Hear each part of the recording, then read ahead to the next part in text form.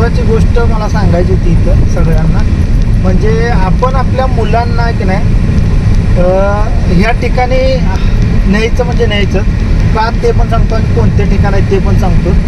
तर ह्या ठिकाणी मुलांना न्यायचं कधी आणि केव्हा न्यायचं ते पण सांगतो आणि कुठल्या ठिकाणी न्यायचं ते पण सांगतो.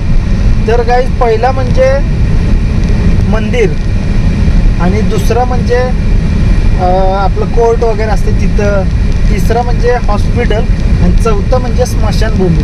हे का सांगतो तुम्हाला, आता प्रत्येक पॉईंटवर सांगतो तुम्हाला. का मंदिरात का न्यायचं असते सांगतो मुलांना. मंदिरात गेलं की मुलांना एक भावना येते चांगली की बाबा आपल्याला चांगलं कर्म करायचे आहे, चांगलं आचरण ठेवायचं आहे. मंदिरात आपण गेल्यानं काय होते मुलांना एक तर देवाची पण चांगली सवय लागते, पूजा अर्चनाची सवय लागते आणि आरती वगैरे सगळं पाठ होतं. त्यांना एक चांगलं डिवोशनल वातावरण येते आणि मेन सगळ्यात की त्यांना भीती राहते की आपण चुकीचं काय कर्म केलं किंवा आचरण आपलं चांगलं नसेल तर देव आपल्याला माफ नाही करणार. आणि दुसरं म्हणजे हॉस्पिटलमध्ये का जायचं मुलांना घेऊन, म्हणजे लहान मुलांना नाही न्यायचं, जिथं डेंजरस असते तिथं नाही न्यायचं. पण माहित असावं दवाखान्यात काय असतं, कसं असतं, काय प्रोसेस असते, म्हणजे काय अडचण आली तर त्यांनी पण हँडल करू शकतात. काय इमर्जन्सी आली तर कोण नसेल मुलं हँडल करू शकतात. मुलगा असू द्या मुलगी असू द्या, त्यांना मग धाडस असतात. तर मग त्या धाडशीमुळे काय होतंय, आपण आजारी पडलं तर आपल्याला घेऊन जायची त्यांच्यात ताकद असते. त्यांना मग कुणाकडे हात पसरायला लागला ना आपल्याला ना आपल्या मुलांना. आणि मेन सगळ्यात म्हणजे काय, आपण वागताना वगैरे त्यांना भीती राहिली पाहिजे की बाबा नको आपण गाडी फास्ट नको चालवायला. फॉर एक्झाम्पल गाडी नको फास्ट चालवायला की आपण पडलो वगैरे तर आपला ॲक्सिडेंट होईल आणि आपल्याला लागेल, दुखापत होईल, ती भीती राहते. हॉस्पिटलमध्ये बघितलेलं असतो आपण की बाबा नको बाबा हे झालं दुखणं आपण बघितलंय, मग आपल्यावरती वेळ यायला नको. ही चांगली गोष्ट शिकतात मुलं तिथून. आणि तिसरं म्हणजे कोर्ट म्हणजे काय, असं नाही की केसेसच असायला पाहिजे तिथंच न्यायला पाहिजे मुलांना. कोर्ट म्हणजे आपण दाखले वगैरे काढायला जातो कोर्टात, ॲफिडेव्हिट, नोटरी वगैरे करायला जातो. तर तिथं शिकलं जातं मुलगा की त्याचे डॉक्युमेंट कसे काढायची, काय प्रोसेस असते ते सगळं त्याला जमतं. किंवा एखादी काय खरेदी विक्री असेल, प्लॉट वगैरे आपण घेतला, काय प्रॉपर्टी घेतली तर तिथंही त्याला डॉक्युमेंटेशन काय काय असतं ते समजून जातं. कधी कधी आई एकटी असते, आई एकटी असते तर आई संग मुलाला जायला लागतं, मुलीला जायला लागतं, दुसरे कोण येत नसत्या, दुसरी साथ देत नसत्या. त्यावेळेला आपण आधार म्हणून आपल्या मुलीला घेऊन जाऊ शकतो. आणि शिक्षण असायला पाहिजे असं नाही. 5वी 6वी जरी मुलगा मुलगी असो तर त्यांना हे नॉलेज येते की सही कुठं करायची, वाचता येतं, लिहिता येतं, फॉर्म अर्ज भरता येतो. आणि अर्ज कुठं मिळतो, कुणाला विचारायचं, कसं विचारायचं, ही धाडस वाढते. आणि चांगल्या गोष्टीची धाडस वाढवायची आपल्याला, वाईट गोष्टीची नाही. तिथून मिळतात. आता मंदिर झालं, कोर्ट झालं, हॉस्पिटल झालं आणि चौथं म्हणजे हे तुमचं स्मशानभूमीत मुलांना का न्यायचं सांगतो. मुलांना म्हणजे मोठ्या मुलांना 14-15 वर्षाच्या पुढं, लहान मुलांना समजत नसतं एवढं, पण त्याच्या पुढं न्यायचं. का न्यायचं असते की बाबा माणसाच्या जीवनामध्ये शेवट कुठं होतो, कसा होतो ते त्यांना समजलं पाहिजे की बाबा काही कितीही केलं तरी शेवट तिथंच आहे आणि तसाच असणार आहे सगळ्यांचा शेवट. जीवन मृत्यू सगळ्यांना आहेत. जीवनात आलोय, जन्म घेतलाय म्हणल्यावर मृत्यूशी पण सामना करायला लागणार आहे. मग घरात एखादी व्यक्ती ऑफ झाली किंवा काय झाली तर तिथलं सगळं प्रोसेस त्यांना शिकतात ते.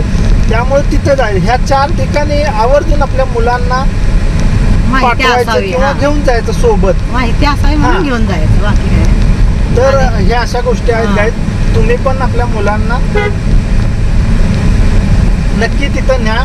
असं नाही की त्यांना भीती घालण्यासाठी किंवा मनात एक डर किंवा भीती राहण्यासाठी आयुष्यभरासाठी, त्यासाठी नाही, एक शिकवणूक म्हणून तिथं नेऊ शकतो आपण आणि मुलांना चांगले संस्कार घडवू शकतो. आणि आपण कसं आहे माहिती का, आपण म्हणतो ना नको छोटे मुलं नको न्यायला, त्यांना घरात बसवतो, मग ते फोनचे जास्त अडिक्ट होतात. पण आपण का कुठं न्यायचं, कार्यक्रमाला तर आपण का असं पण घेऊन जातो आणि तसं पण घेऊन जातो.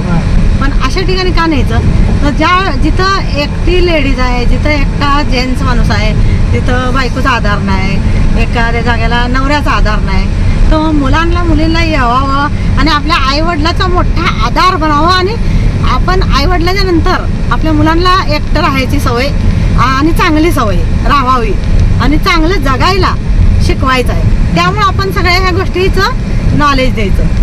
तर मी कुठं जात नव्हती तुम्हाला सांगते, म्हणजे मला कुठं काका घेऊन गेले नाहीत कधीच. आणि शिक्षणातून हिला पण जमलं नाही. आणि मग मुलांच्या शिक्षणामुळं मी कधी गेले नाही, बाहेर पडले नाही. का तर काकांना फिरायची सवय आहे जास्त आणि मला कसं मग काका फिरतात, मग मी पण फिरले तर मुलांना ध्यान कोण ठेवणार, मुलांची शाळा कॉलेज कशी होणार. मग दोघं जर आई वडील बाहेरच फिरायला लागलं तर मुलांना पण फिरायची वळण लागणार. आणि मग मुलं जे घडायचं आहे, जे शिकायचं आहे त्या वयात मुलांना फक्त फिरायची सवय लागेल आणि चैनीची सवय लागेल.